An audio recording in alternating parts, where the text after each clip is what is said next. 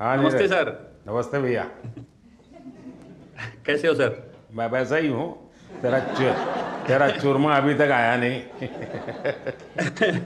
चूरमा लेके आएंगे सर इस बार। पिछली बार वो दिल्ली में चीनी वाला चूरमा था, आपको हरियाणा का वही देसी तो। घी और गुड़ वाला नहीं, खिलाएंगे मुझे इस तेरी बार। बाग के हाथ का चूरमा खाना है।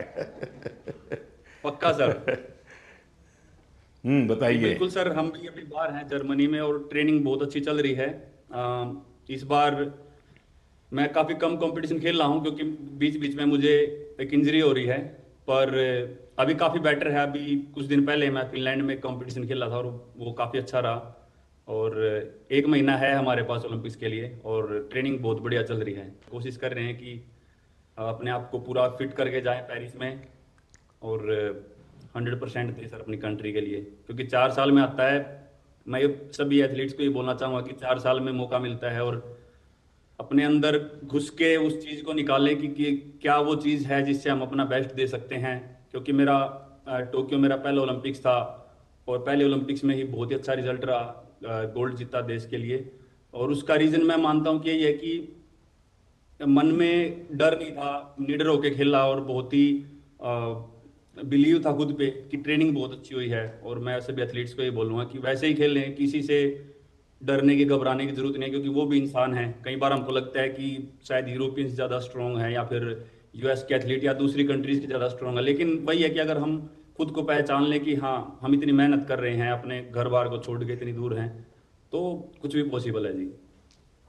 चलिए, बहुत बढ़िया टिप दिए हैं सबको। मैं आपका धन्यवाद करता हूँ और आपको शुभकामनाएं देता हूँ। आपका स्वास्थ्य अच्छा थैंक यू रहे, सर। एक महीने में कोई नई इंजरी ना हो भाई।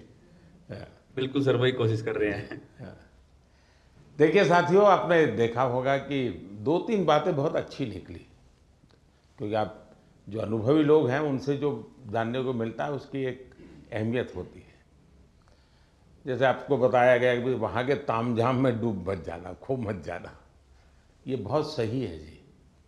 अदरवाइज हमारे लिए वो उसी का प्रभाव इतना होता है कि हम शायद अपनी चीज़ को फोकस नहीं कर पाते हैं। दूसरा,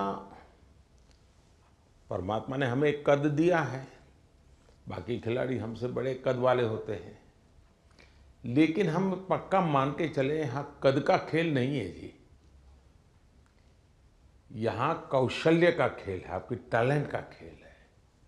सामने वाले का शरीर हमसे 2 फीट ऊंचा है, चौड़ा है, इसकी परवाह मत कीजिए। आपको अपने टैलेंट पे भरोसा होना चाहिए। और फिर सामने कितना ही शरीर मोटा हो, बड़ा तगड़ा हो, दिखने में बड़ा शानदार हो, तो वो जीत ही जाएगा, ये मानने का कारण नहीं होता है। तो हमने कोशिश, अपने पास जो कौशल्य है, अपने पास जो टैलेंट है, उस पर ही हमारा फोकस होना चाहिए और वही हमें परिणाम देता है। आपने देखा होगा कि बहुत सारे लोग, बहुत कुछ आता है उनको, लेकिन एग्जामिनेशन के समय गड़बड़ हो जाती है। उनको लगता है यार याद नहीं आता है, फिर सोचता है, कुछ कोरिलेट करता है। और उसका मूल कारण, उसका एग्जाम पर ध्यान कम होता है। उसका मूल कारण होता है कि अगर मैं अच्छा नहीं करूंगा तो घर वाले क्या कहेंगे, अगर मैं मार्क्स कम लाए तो क्या, उसी प्रेशर में रहता है। आप चिंता छोड़ दीजिए दोस्तों, आप खेलिए अच्छा बस। अरे मेडल आते भी हैं, नहीं भी आते, क्या है, ये प्रेशर कभी मत रखिए। हाँ, अपना 100% बेस्ट देना है, ये मिजाज अपना होना चाहिए और उसमें कोई कमी नहीं होनी चाहिए। दूसरा, आप लोग जानते होंगे, आपको शायद ये आपके कोचेज हैं वो सब, या आपकी जो साइकोलॉजिकल जो ट्रीट करते हैं वो भी आपको समझाते होंगे। खेल जगत में प्रैक्टिस का जितना महत्व है, कंसिस्टेंसी का जितना महत्व है, उतना ही महत्व नींद का है। और कभी कभी तो कल सुबह मैच होने वाला, आज रात को नींद ही नहीं आ रही है। और शायद कोई और चीज़ हमें जितना नुकसान नहीं करती है, उससे ज़्यादा नींद का अभाव नुकसान करती है। और आपको आश्चर्य होगा कि एक ऐसा प्रधानमंत्री है जो हमको सोने के लिए कह रहा है। लेकिन मैं आपसे आग्रह से कहूँगा, अच्छी नींद बहुत जरूरी है खेल जगत के लिए, किसी भी जीवन के हर चीज के लिए। और आजकल तो मेडिकल साइंस भी नींद पर बहुत बल दे रहा है कि आपकी नींद कितने समय की है, कितनी साउंड स्लीप है, इसका बड़ा महत्व माना जाता है। और नया मेडिकल साइंस में इन चीज़ों को बड़ा स्वीकार किया जा रहा है। और इसलिए कितना ही एक्साइटमेंट क्यों ना हो जी, आप नींद पक्की करके, वैसे आप लोग मेहनत इतनी करते हैं कि आपको नींद आना बहुत स्वाभाविक होता है, क्योंकि आप गहरी नींद में चले जाए तो इतनी मेहनत करते हैं शरीर से। लेकिन शरीर की मेहनत वाली नींद एक बात है, और सभी चिंताओं से मुक्त सोना ये अलग चीज है। और इसलिए मैं आपसे आग्रह करूंगा कि आप नींद के संबंध में जरा भी कॉम्प्रोमाइज, और थोड़े दिन पहले इसीलिए भेजते हैं कि थोड़ा आप वहाँ पर जेट लैग वगैरह समस्याओं से बच जाए, वहाँ थोड़ा कंफर्ट फील करें, और उसके बाद आप खेल के मैदान में उतरे तो आपको सुविधा रहे, इसलिए एक व्यवस्था सरकार करती है। खिलाड़ियों की सुविधा के लिए इस बार भी कुछ नई नई चीज़ें करने का प्रयास किया है, लेकिन फिर भी मैं कह नहीं सकता हूँ कि हर एक को सब कुछ वहाँ सुविधाजनक होगा ही कि नहीं होगा, लेकिन कोशिश की है।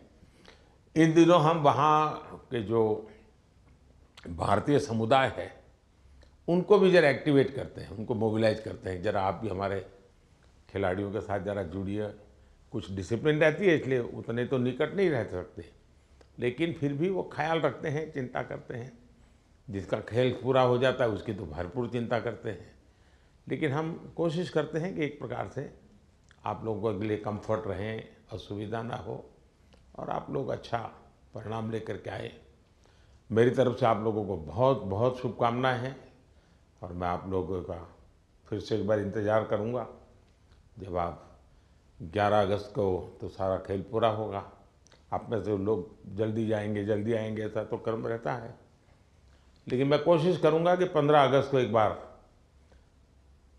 लाल किले पर जब कार्यक्रम होता है तो आप लोग भी उसमें उपस्थित रहें, ताकि देश देखेगा कि यहाँ से हमारे ओलंपिक खेलने के लिए जो गए थे, क्योंकि ओलंपिक खेलने जाना ये भी बहुत बड़ी बात होती है जी।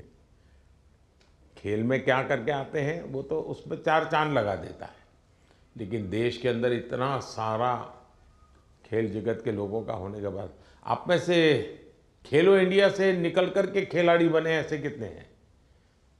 अच्छा, ये भी काफ़ी लोग हैं। तो आपका क्या, कैसा, कौन सा खेल रहा क्या है, बता दीजिए जरा। हेलो सर, मैं सिफ्त हूँ और मैं शूटिंग करती हूँ। तो खेलो इंडिया ने मुझे काफ़ी हेल्प की है, क्योंकि दिल्ली में ट्रेनिंग करके और उस टीम में आके जो भी मेरा रिजल्ट आया तो खेलो इंडिया कारण ही आया। चलिए, अच्छी शुरुआत है। हाँ जी।